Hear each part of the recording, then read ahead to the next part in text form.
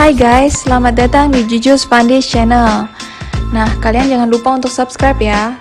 Kali ini, gue akan ceritain tentang Saw 5. Sebelumnya aku sudah ceritain Saw 1 sampai Saw 4. Jangan lupa ditonton juga ya, karena ini sambung menyambung. Saw 5, mulai.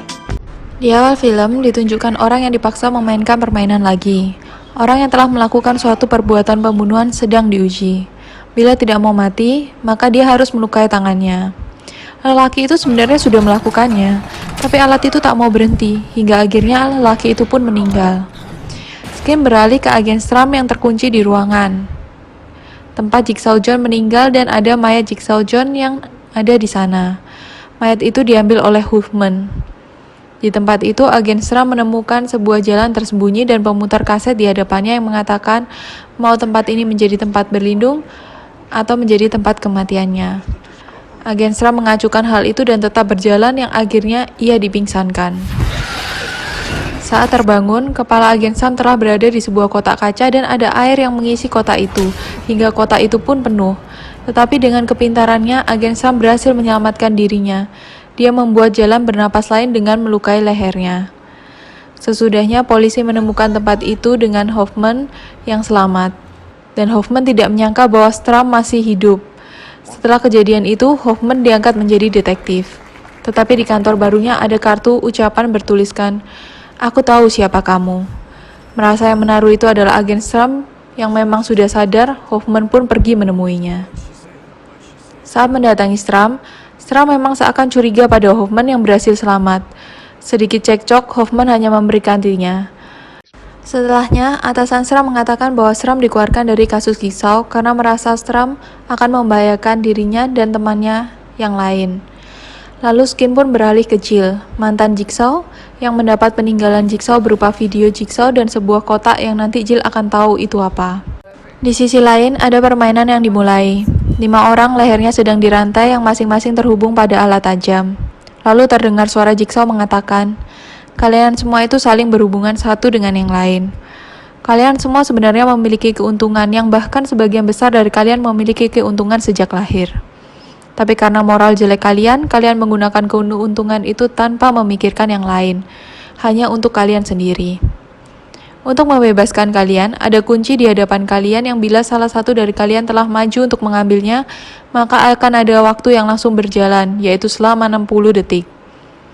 Yang jika kalian tidak bisa membebaskan diri dalam waktu 60 detik itu, maka kalian akan mati. 5 akan menjadi 1. Instingmu akan mengatakan suatu hal, tapi aku sarankan kalian lakukan sebaliknya. Kalian bisa memikirkannya dan melakukan permainan ini dalam waktu 15 menit. Karena dalam waktu itu, 15 menit, ruangan itu akan meledak.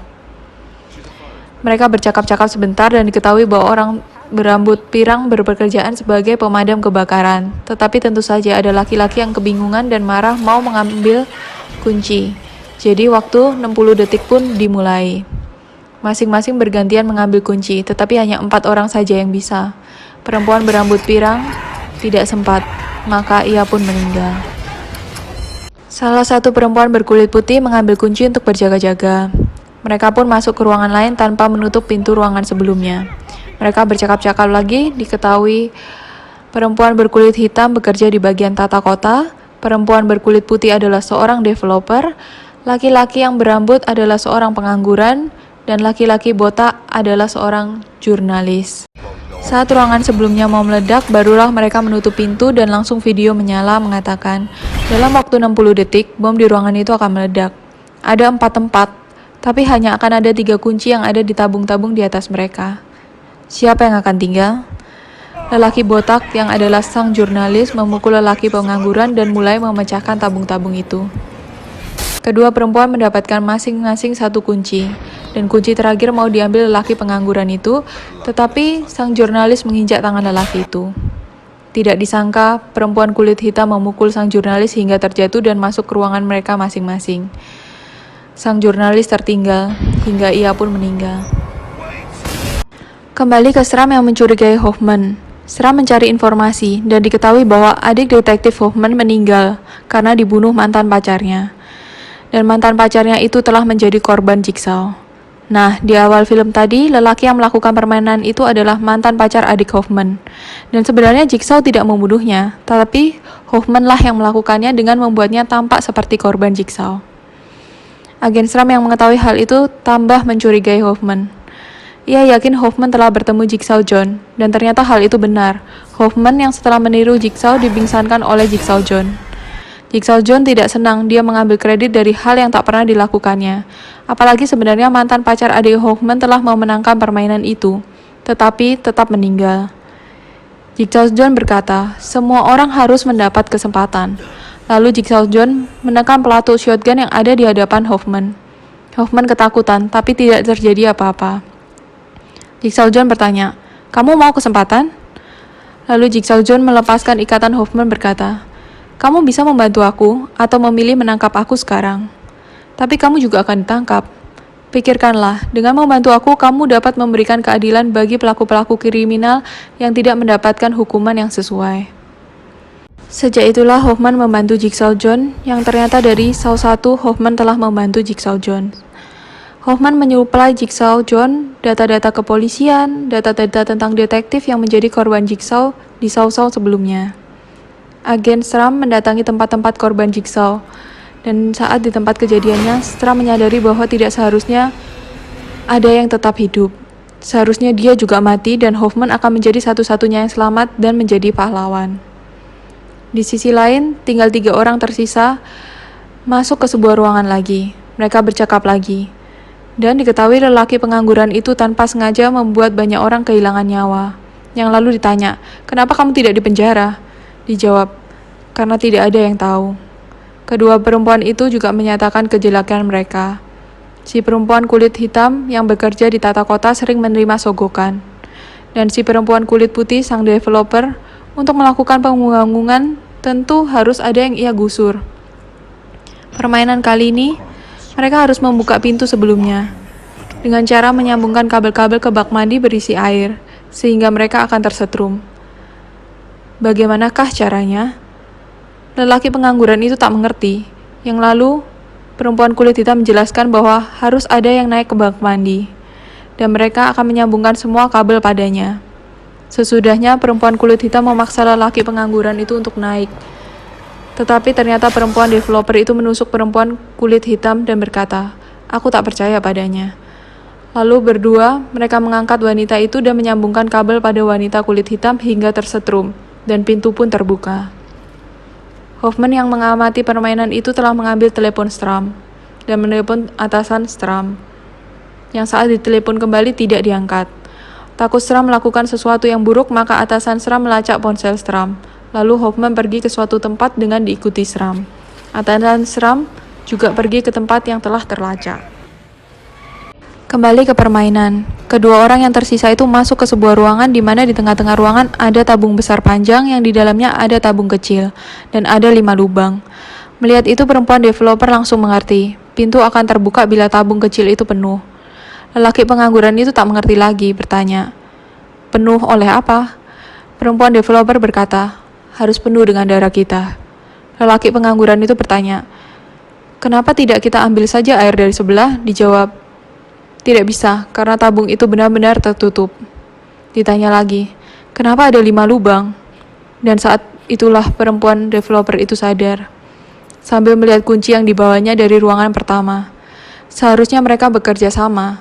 Satu kunci bisa membuka semua rantai di leher mereka. Di ruangan kedua, sebenarnya 3 lubang itu bisa menampung lebih dari 1 orang. Dan untuk bak mandi, sebenarnya mereka berlima bisa membagi aliran listrik itu. Seharusnya mereka bermain bersama untuk selamat. Itulah permainannya. Itulah arti dari kata 5 menjadi 1. Dan aku tahu instingmu akan berkata lain, tapi disarankan untuk melakukan sebaliknya. Sadar akan hal itu, mereka menutup pintu terakhir dan berniat menyelesaikan permainan terakhir bersama-sama. Saat mempersiapkan diri mereka, lelaki pengangguran itu menceritakan perbuatannya. Dulu, agar mendapatkan heroin, dia disuruh untuk membakar sebuah gedung kosong yang ia lakukan. Tapi ternyata gedung itu tidak kosong, ada 8 orang di sana, dan mereka meninggal karena ulah pengangguran itu. Ayah lelaki itu membantunya untuk lepas dan mencari orang yang menyuruhnya, tapi orang itu telah menghilang.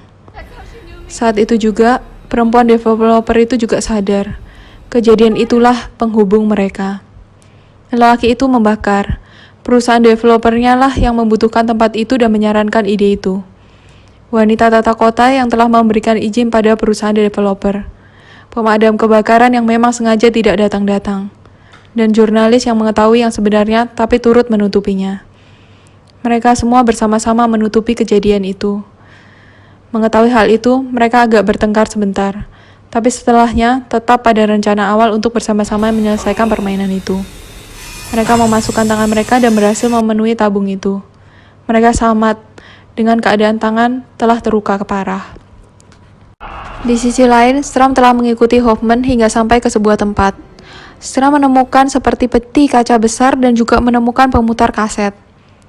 Berkata, Agen Stram, satu-satunya cara untuk selamat adalah masuk ke dalam peti kaca ini. Percayakah kamu padaku? Tentu saja Agen Stram tidak percaya.